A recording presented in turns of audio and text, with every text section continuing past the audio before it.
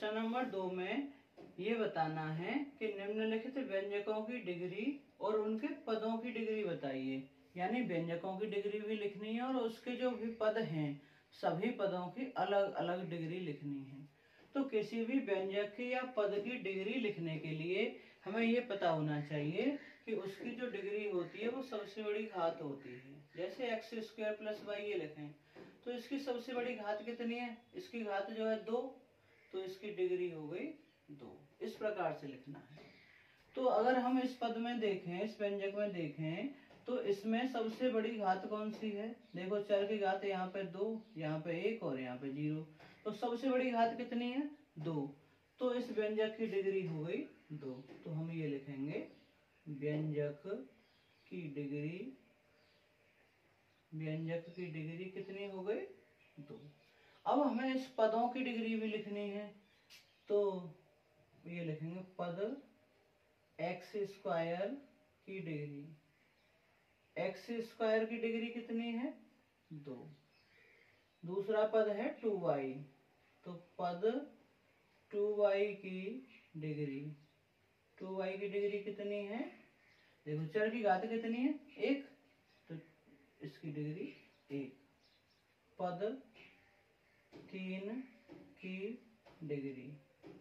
अब इसकी डिग्री यहाँ पे तो कोई चर ही नहीं है तो हम इसे क्या लिख सकते हैं? समझना करके यहाँ पे लिख लेंगे ये है 3। तो हम इसे कोई भी चर ले लेते हैं, x ले लीजिए या y ले लीजिए, उसकी घात 0 ले लेंगे क्योंकि किसी भी संख्या की घात 0 का मान होता है 1। तो इसकी डिग्री कितनी हो गई? अब ये 0। ठीक है, इस प्रकार से लिखना है। अब इस पद में हम देखें कि यहाँ पर डिग्री कितनी है, घात कितनी है चर की? 3, और यहाँ पे 2 और 1 3। तो इस व्यंजक की डिग्री कितनी हो जाएगी? सबसे बड़ी घात 3 ही तो है, तो व्यंजक की डिग्री हो जाएगी 3। अब 2 पद हैं इसमें तो दोनों पदों की अलग अलग डिग्री लिखनी है। 3x³ की डिग्री। 3x³ की डिग्री कितनी होगी? देखो सबसे बड़ी घात 3 है तो इसकी डिग्री हो गई 3। दूसरा पद है 4x²y, तो 4x² की डिग्री। इसकी डिग्री देखो, इसकी 2 और इसकी, क्योंकि इन दोनों का गुणा हो रहा है तो ये घातें जुड़ जाएंगी, तो इसकी डिग्री कितनी हो गई है? 3। इस व्यंजक में पहले हम लिखें व्यंजक की डिग्री। अब डिग्री देखनी है हमें तो सबसे बड़ी घात देखनी पड़ेगी। यहाँ पे x की घात 4, यहाँ पे y की घात 2 और x की घात 1, तो 3 घात हो गई। यहाँ 1 घात, यहाँ 0, तो 4 3 1 और 0। तो सबसे बड़ी घात कौन सी है? 4 घात, तो इसकी डिग्री हो जाएगी 4। अब इसमें 4 पद हैं, चारों पदों की अलग अलग डिग्री लिखनी है तो ये लिखेंगे 5x⁴ की डिग्री।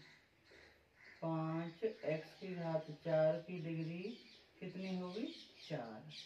दूसरा पद है 7xy², तो 7xy² की डिग्री कितनी होगी? 2 तो ये और 1 ये 3। और 2x की डिग्री, इसमें 1 ही घात है चर की तो इसकी डिग्री 1। और 3 बचा यहाँ पे, 3 की डिग्री कितनी होगी? इसी प्रकार हम इसे 0 घात लिख लेंगे तो इसकी डिग्री हो जाएगी 0। चौथे पार्ट में हम देखें कि चर की सबसे बड़ी घात यहाँ पे 2 और यहाँ पे 0, तो इसकी डिग्री कितनी हो जाएगी? 2। तो हम ये लिख देंगे व्यंजक की डिग्री बराबर 2। अब 2 पद हैं इसमें, तो 2 पद कौन कौन से? तो y², एक 5 है, तो y² की डिग्री कितनी होगी? तो चर की सबसे बड़ी घात होगी यानी कि 2, और 5 की डिग्री, यहाँ पे तो कोई चर ही नहीं है तो इसकी घात 0 लिखेंगे। उम्मीद करता हूँ ये डिग्री वाला कॉन्सेप्ट आपकी समझ में अच्छे से आ गया होगा।